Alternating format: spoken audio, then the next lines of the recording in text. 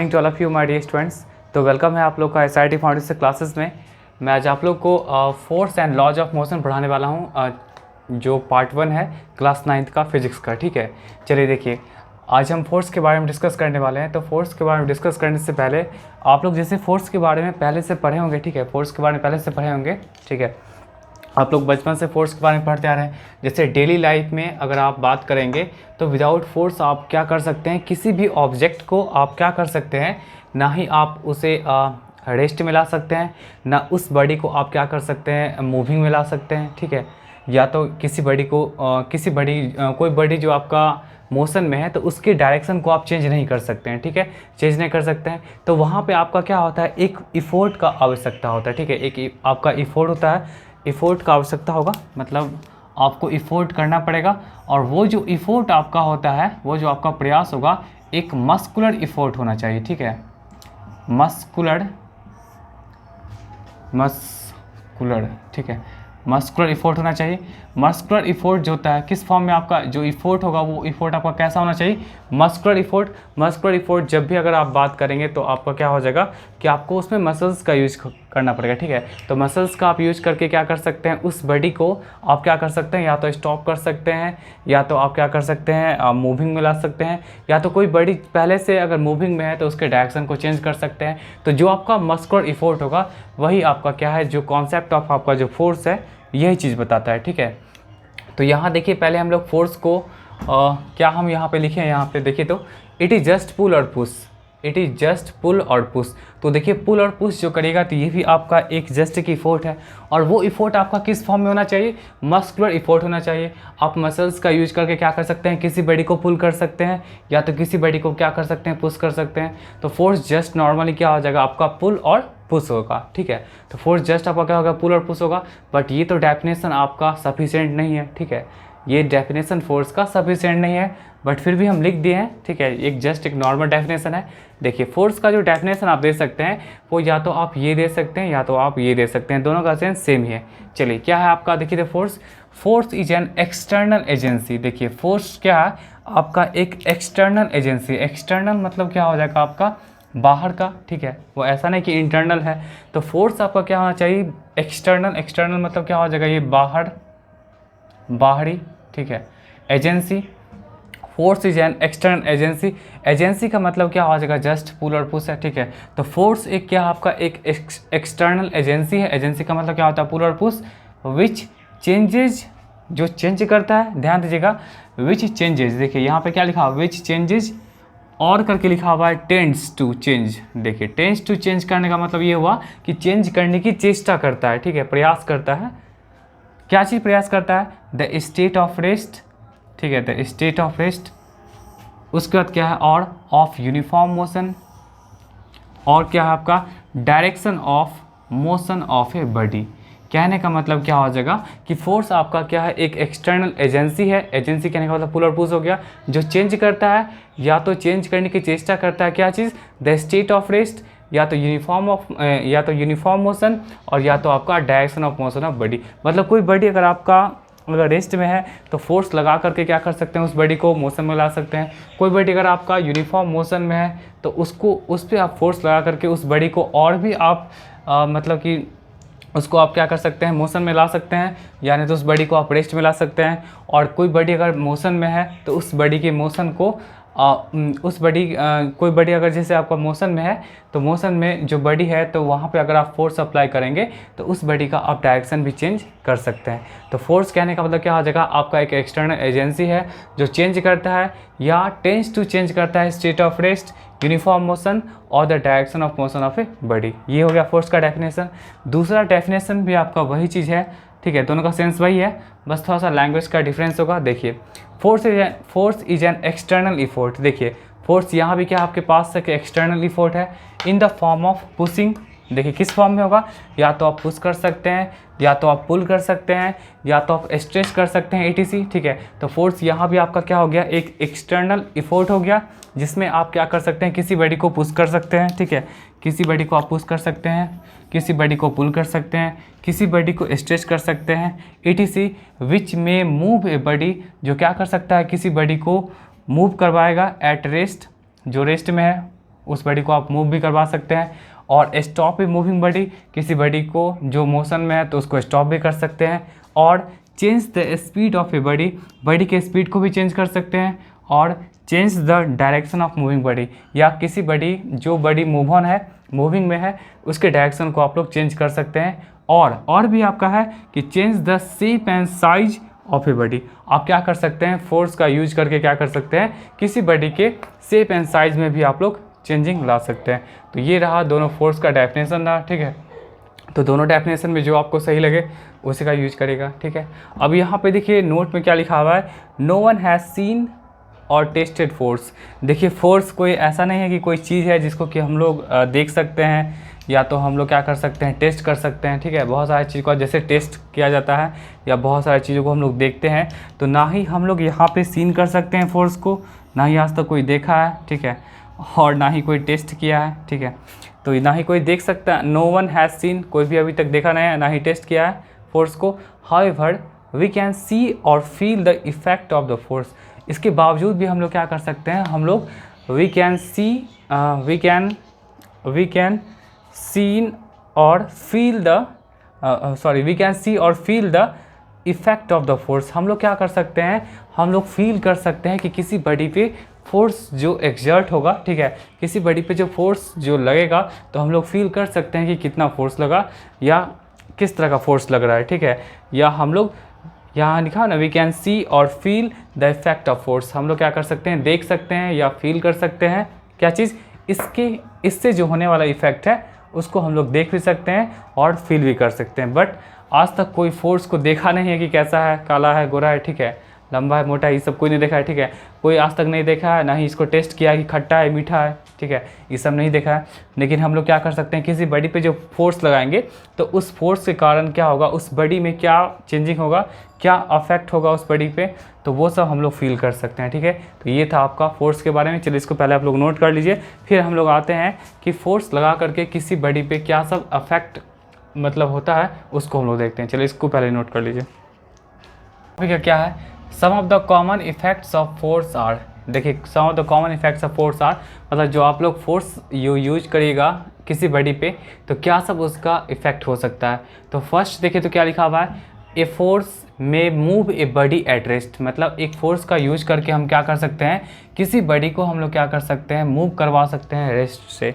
जैसे देखिए आप लोग एग्जांपल देखे होंगे, जैसे आप लोग फुटबॉल खेलने गए होंगे तो फुटबॉल देखते होंगे कि अगर ग्राउंड में रखा हुआ है तो आप लोग को बहुत मन करता होगा कि चलो इसको हम थोड़ा लात मारते हैं, ठीक है, वही किक, ठीक है। किक का मतलब क्या होता है, लात मारना। जैसे आप लोग सुनेंगे फुटबॉल में वो अच्छा किक करता है, मतलब अच्छा लात मार के क्या करता है, गोल करता है, ठीक है। तो मतलब वही चीज़ हुआ कि फोर्स में move A body at rest, मतलब अगर फुटबॉल सपोज ग्राउंड पे रखा हुआ है, रेस्ट में रखा हुआ है, तो उस पर आप फोर्स लगाइएगा, अपने पैरों से लगाइएगा, ठीक है। और वहाँ पे अगर आप किक मारते हैं वहाँ पे फुटबॉल को, तो वो जो आपका फुटबॉल रेस्ट में है तो वो आपका फुटबॉल की अच्छी में आ जाएगा, आपका मूविंग में आ जाएगा, ठीक है। तो फोर्स का यूज करके क्या कर सकते हैं, कोई बॉडी अगर आपका रेस्ट में है तो उसको आप क्या कर सकते हैं, मूविंग में ला सकते हैं, ठीक है। पहला एग्जाम्पल, पहला आपका हो गया, इफेक्ट हो गया फोर्स का। सेकंड क्या है कि इसका उल्टा भी कर सकते हैं, ए फोर्स में स्टॉप ए मूविंग बॉडी। जैसे अगर आपके पास, जैसे क्रिकेट खेलते होंगे तो वहाँ पे अगर आपके पास बहुत तेज़ी से अगर गेंद आया, ठीक है, या फुटबॉल ही बहुत तेज़ी से आया तो आप लोग क्या करते हैं, उसको हाथ से पकड़ लेते हैं, ठीक है। तो वो आपका मूविंग में होता है, बट आप क्या करते हैं अपने मतलब कि फोर्स का यूज करके, ठीक है, आपके पास जो भी आपके पास कैपेबिलिटी है या जो भी आपके पास कैपेसिटी है, उस फोर्स का यूज करके क्या कर सकते हैं, उस बॉडी को आप स्टॉप कर सकते हैं। तो दूसरा आपका ये हो गया कि कोई बॉडी अगर मूविंग में है तो आप वहाँ पे क्या कर सकते हैं, फोर्स का यूज करके उस बॉडी को आप स्टॉप कर सकते हैं। थर्ड क्या हो गया, a force can change the speed of a body. Yes, यहाँ देखिए ये यहाँ पे क्या लिखा हुआ है, एक फोर्स का यूज करके क्या कर सकते हैं, आप बॉडी के स्पीड को चेंज कर सकते हैं। जैसे आप क्रिकेट खेलते होंगे, ठीक है, क्रिकेट खेलते होंगे तो बॉल जो आपके पास आता है, तो आप बैट का क्या कर सकते हैं, बैट आपको मतलब बैट घुमा करके क्या कर सकते हैं, उसका क्या कर सकते हैं, बॉडी मतलब a force can change the speed of a body.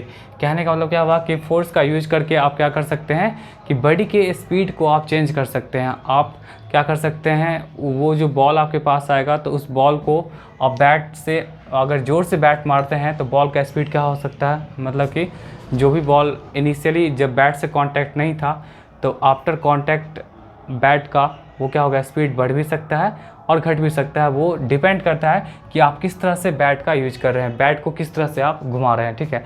Bat अगर बहुत ज़ोर से चलाएगा तो हो सकता है कि बॉल का स्पीड बहुत फास्ट हो जाए, और बैट को अगर आप क्या करते हैं, डिफेंसिव मोड में होते हैं, तो आप क्या कर सकते हैं, स्पीड को क्या कर सकते हैं, आप लोग थोड़ा कम भी कर सकते हैं, ठीक है। तो फोर्स का यूज़ करके हम क्या कर सकते हैं, किसी बॉडी के स्पीड को हम लोग कम भी कर सकते हैं। जैसे आप इसको ऐसे भी समझ सकते हैं, जैसे कोई साइकिल से कोई जा रहा है, ठीक है, तो आप अगर उसको पीछे से पकड़ के खींचते हैं तो देखिए नो डाउट साइकिल का स्पीड क्या होगा, आपका कम हो जाएगा, ठीक है। तो वहाँ पे आप लोग क्या किए, फोर्स का यूज़ किए, और फोर्स का यूज़ करके क्या किए, उस बॉडी का स्पीड को आप लोग कम कर दिए। फोर्थ आपका क्या है, ए फोर्स में change the direction of a moving body. देखिए इस फोर्स का यूज करके आप क्या कर सकते हैं, कोई जो बॉडी आपका मूविंग में है उसके डायरेक्शन को भी आप चेंज कर सकते हैं। आप क्या कर सकते हैं कि जैसे आप क्रिकेट खेलते हैं तो क्रिकेट खेलने के दौरान क्या होता है कि जो भी आपके पास जो बॉल आएगा तो आप बैट का डिफरेंट एंगल्स में यूज करके क्या कर सकते हैं, उसके डायरेक्शन को चेंज कर सकते हैं। या तो आप क्या कर सकते हैं, बॉलर के सर के ऊपर से मार सकते हैं, या तो आप थोड़ा सा बैट को अलग एंगल में ले जाइएगा तो वो अलग डायरेक्शन में चला जाएगा। तो वो आप पे डिपेंड करता है कि आप बॉल को किस डायरेक्शन में हिट करना चाहते हैं, ठीक है। तो वहाँ से आप फोर्स का यूज करके क्या कर सकते हैं, उस बॉडी का जो मूविंग बॉडी है उसका डायरेक्शन क्या कर सकते हैं, आप चेंज कर सकते हैं, ठीक है। लास्ट क्या है, एक फोर्स में change the size and shape of a body. मतलब फोर्स का यूज करके क्या कर सकते हैं, किसी बॉडी का साइज एंड शेप भी आप चेंज कर सकते हैं। जैसे अगर आप स्पंज का बात करते हैं, ठीक है, स्पंज का बात करते हैं तो इस स्पंज को क्या कर सकते हैं, आप इस पर फोर्स लगाइएगा तो कॉम्प्रेस हो जाएगा, कॉम्प्रेस हो जाएगा तो उसका साइज़ भी छोटा हो जाएगा, और शेप आप जिस शेप पे चाहेगा वो शेप कन्वर्ट हो जाएगा। फिर अगर आप उस पर से अगर फोर्स लगाना बंद कर देंगे तो अपने नॉर्मल साइज़ को गेन करेगा और जो उसका शेप है उस साइज़ में आ जाएगा। उसी तरह आप रबर पे यूज कर सकते हैं। देखिए रबर पे आप फोर्स लगा कर क्या कर सकते हैं, उसको आप एक्सटेंड कर सकते हैं, ठीक है, तो साइज़ उसका बड़ा कर सकते हैं। शेप भी आप अलग कर सकते हैं, ठीक है, साइज़ बड़ा कर सकते हैं तो ऑब्वियसली शेप भी बड़ा हो ही जाएगा, ठीक है। तो रबर पे फोर्स लगा करके आप साइज़ एंड शेप बड़ा ये चेंज कर सकते हैं। और फिर अगर आप जब उस रबर पे से फोर्स जब हटेगा तो वो अपने एक्चुअल साइज़ एंड शेप को क्या करेगा, गेन करेगा। तो इस तरह से हम क्या कर सकते हैं, किसी भी बॉडी पे फोर्स लगा करके उस बॉडी का हम शेप एंड साइज भी क्या कर सकते हैं, चेंज कर सकते हैं।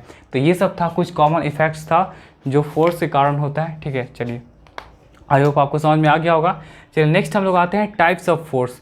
तो टाइप्स ऑफ फोर्स अगर बात करेंगे तो दो ही टाइप का फोर्स होता है, एक होता है आपका बैलेंस्ड फोर्स, दूसरा होता है आपका अनबैलेंस्ड फोर्स। बैलेंस फोर्स कहने का मतलब क्या हुआ कि किसी बॉडी पे बहुत सारा फोर्स लग रहा है और सारे फोर्सेस का अगर सम अगर आपका 0 होगा तो उस केस में बैलेंस फोर्स हो जाएगा।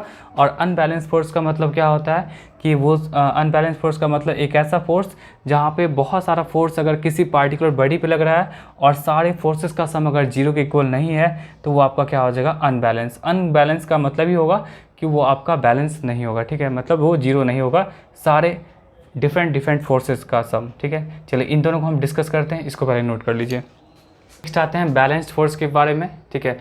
फर्स्ट आपका क्या है, बैलेंस फोर्स है। तो देखिए बैलेंस फोर्स का मतलब क्या होता है, इफ़ द रिजल्टेंट जब भी वर्ड आएगा तो आप ये समझिएगा सम, मतलब सारे फोर्सेस का सम, ठीक है।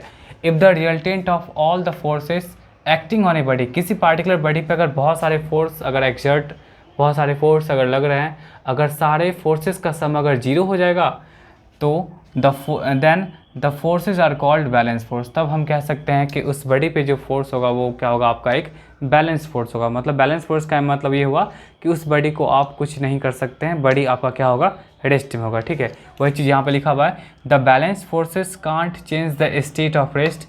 बैलेंस फोर्स क्या कर सकता है, स्टेट ऑफ रेस्ट को चेंज नहीं कर सकता है, ना ही स्टेट ऑफ यूनिफॉर्म मोशन को चेंज कर सकता है, ना ही direction of motion of body को चेंज कर सकता है। इट मीन्स डैट कि a body at rest will continue to be at rest under the action of balanced forces, ठीक है। कहने का मतलब क्या हुआ कि बैलेंस फोर्स का जब भी अगर हम बात करेंगे तो किसी पार्टिकुलर बॉडी पे अगर बहुत सारे फोर्सेस एक्ट हो रहे हैं तो सारे फोर्सेस का आपका क्या होगा, एक वेक्टर सम क्या होगा, आपका 0 होना चाहिए, ठीक है।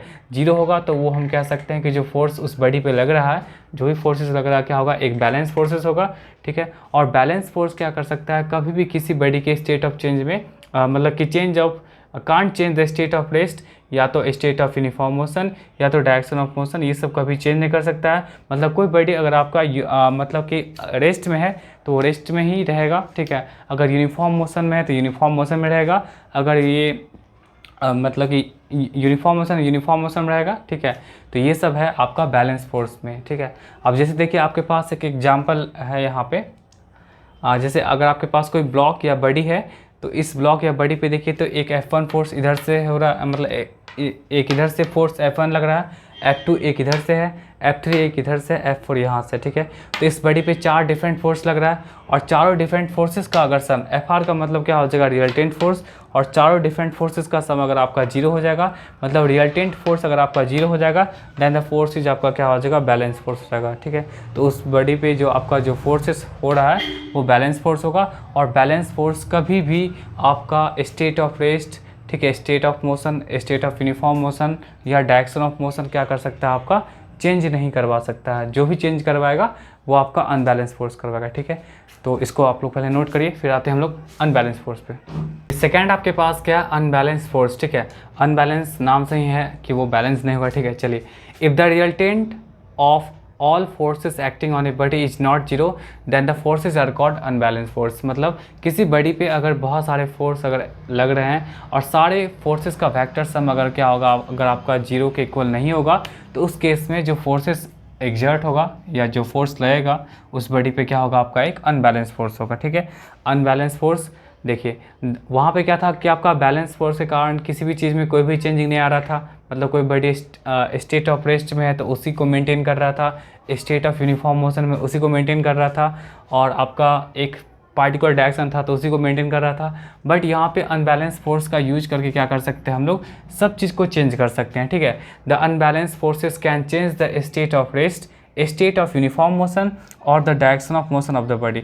मतलब अनबैलेंस फोर्स का यूज करके हम क्या कर सकते हैं, state of rest, state of uniform motion and आपका डायरेक्शन ऑफ मोशन को हम क्या कर सकते हैं, चेंज कर सकते हैं, ठीक है।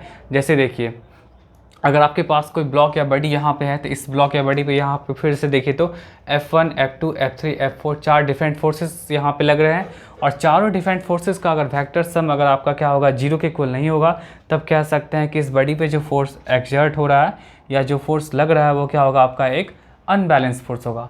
और अनबैलेंस फोर्स मतलब क्या कर सकता है, किसी बडी के स्टेट ऑफ रेस्ट, मोशन और आपका direction of motion of the body में क्या करेगा, चेंजिंग ला सकता है, ठीक है। तो हम लोग जब कभी भी अगर हम बात करते हैं, ठीक है, when we talk of a force, जब भी कभी अगर हम लोग फोर्स का बात करेंगे जो किसी बडी पे एक्ट हो रहा है, तो we usually mean an unbalance force. हम लोग हमेशा अनबैलेंस फोर्स का ही बात करते हैं, क्योंकि अनबैलेंस फोर्स ही कैपेबल है मतलब चेंज करवाने के लिए, ठीक है। बैलेंस तो कभी चेंज करवाएगा नहीं, तो अनबैलेंस फोर्स ही क्या करेगा कि किसी बडी के state of rest, state of uniform motion और डायरेक्शन ऑफ मोशन क्या कर सकता है, चेंज करवा सकता है। तो जब कभी अगर हम बात कर रहे हैं किसी बडी पे फोर्स एक्सर्ट हो रहा है, फोर्स लग रहा है, तो हम लोग वहाँ पे ये समझेंगे कि उस बडी पे क्या होगा, आपका एक अनबैलेंस फोर्स ही लग रहा है, ठीक है। तो आज की वीडियो में इतना रहने दीजिए, मिलते हैं नेक्स्ट वीडियो में एक और भी अच्छे कॉन्सेप्ट के साथ। तब तक के लिए टाटा एंड बाय बाय।